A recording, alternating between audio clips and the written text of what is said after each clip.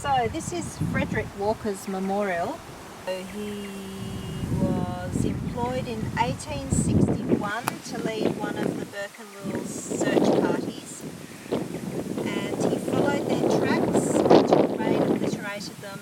Had done his job by then by finding the tracks, and he then moved on with his party of ex-native troopers. So down here it says Frederick Walker, explorer, first commandant and organiser of the Queensland Corps of Native Police. Well, we're at Camp 119, the most northerly camp of the ill-fated Victorian exploration expedition, better known as Burke and Will's expedition. The blaze tree there, marked by Frederick Walker, was 800 millimetres above the ground. Now it is 200 millimetres above the ground, and I don't think you can read the initials anymore. And around the campsite they've put these plaques where the trees were, marked Burke and Will's camp blaze tree. So all the trees are now moved on to tree heaven, but they marked a number of them, and where the trees stood they've put these plaques on the ground. It just talks about the signature blazes, how different people mark them with their own way of marking. The Normanton Information Centre, and there's a display here in regards to Burke and Will's and other explorers.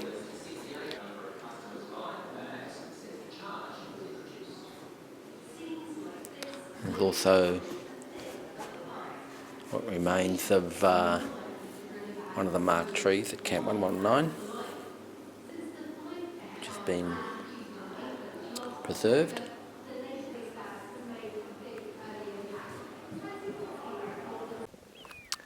We're near a Pelican waterhole, which is near the site of Camp 117.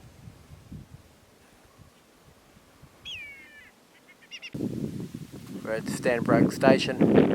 This is the approximate location of Camp 116. Would have been beyond the row of trees at the back there, where the current house would be. Welcome to Burke and Will's Roadhouse.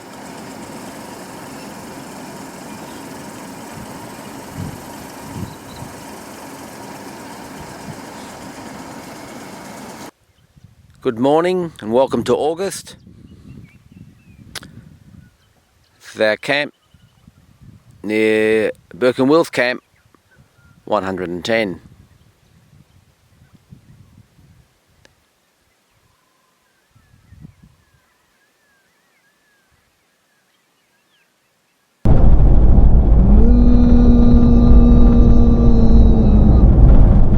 Move out of the way. No, you were supposed to go V. Oh, V. V. You happy now? Yep. This is the Tom Ticehurst crossing of the Corella River. This road crosses the VE's track, and the expedition passed here on the 27th of January 1861 between Camp 106, which is Fig Tree Camp, and Camp 107, which is Date Camp. And then on the return from the Gulf, the expedition actually followed the same track, and they passed here again on the 6th of March 1861. But Burke and Gray were recovering from the effects of dysentery because they ate a python. This is a very unusual area. It's up just past where we stopped at the crossing, but out to the left and behind us for quite some distance it looks like all these trees have been pushed over, but there are no obvious signs of tractor marks. There's some big birds there. So when the expedition came through here, they followed along the bends of the creek, keeping far enough away from the creek to avoid the tributary channels and the thicker vegetation, but they also wanted to avoid walking across the worst of the blacker soil on the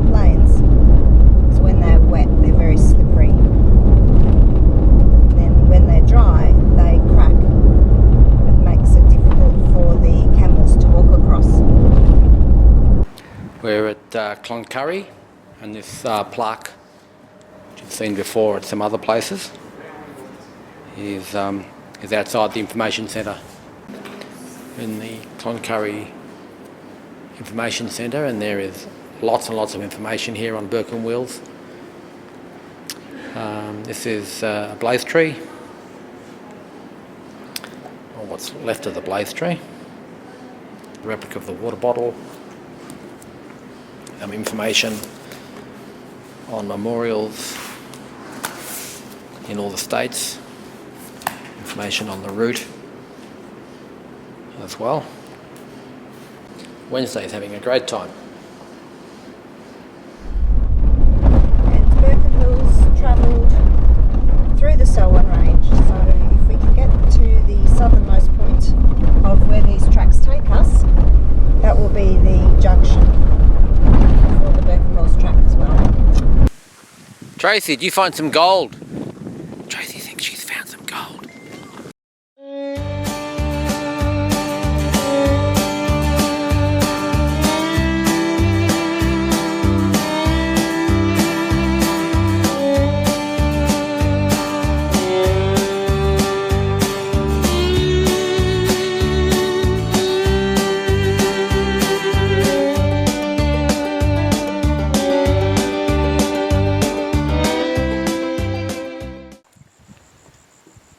At the Fountain Springs area in the Selwyn Ranges.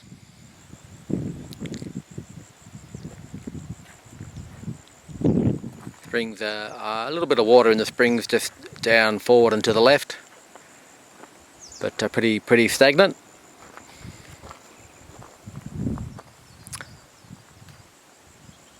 But very nice area nonetheless.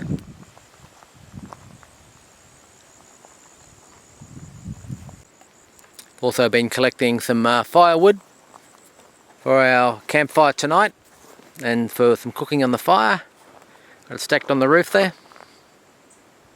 This is called China Wall, and the expedition passed just east of this, so they would have passed on the other side of that black ridge, so they wouldn't have actually got to see this impressive rock outcrop.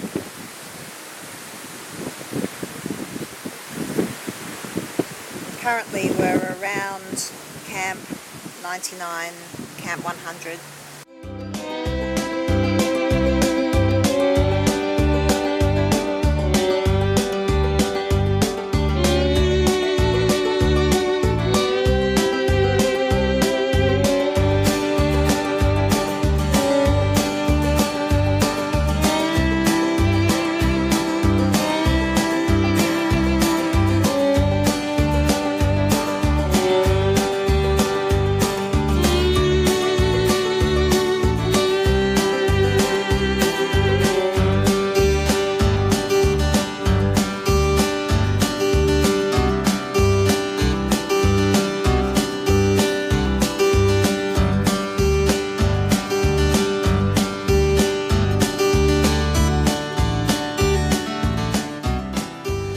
This obelisk was erected by the Cloncurry Shire Council, Mount Isa Mines Limited and Mary Kathleen Uranium Limited to commemorate the expedition of Burke and Wills who crossed this spot on the 22nd of January 1861 on their journey across the Australian continent.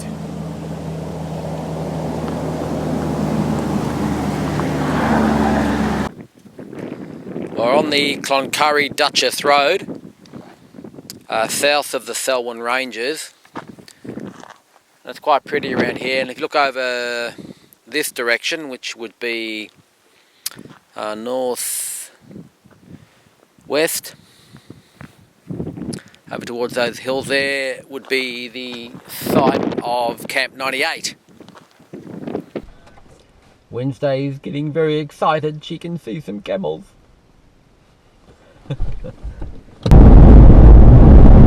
What are they carrying? What does it say?